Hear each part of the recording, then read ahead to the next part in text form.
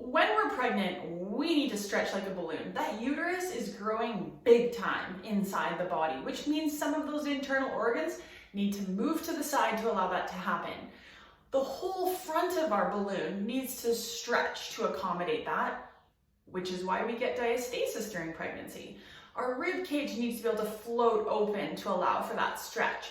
Think about the stretch in all of the core muscles and all the muscles, period, in and around our abdomen.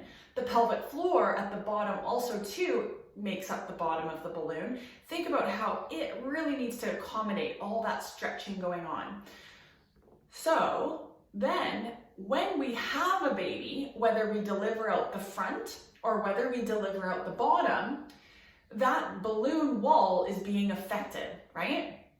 Not to mention that after baby comes out, the balloon deflates.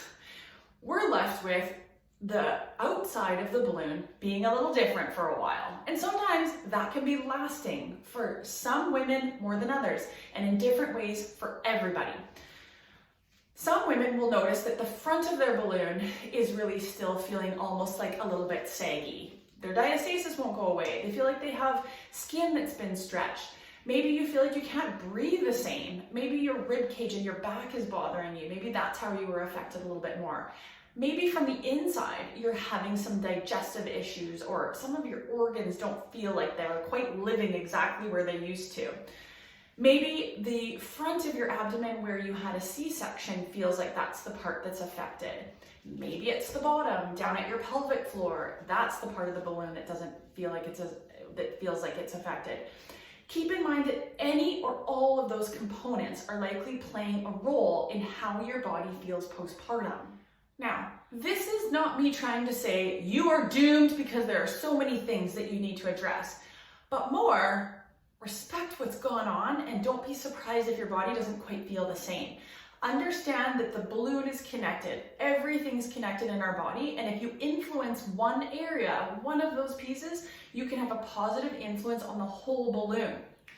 So no matter what you feel like you're left with postpartum, reach out to someone that, like in your community, a pelvic health physical therapist, to help you take a look at your balloon components.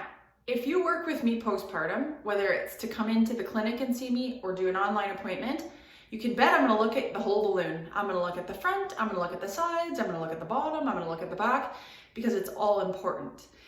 And you know where I tend to start most postpartum women is breathing, because it's a good way to start incorporating all the walls of the balloon. Our breathing muscle, our diaphragm, is one of our core muscles that kind of makes up the top of the balloon. And it works with all of our other core muscles. By breathing, we can get lengthening of the muscles, we can get contracting of the muscles to try to even out the movement of the balloon again, okay? If you have any questions of where you should be starting, feel free to send me a message.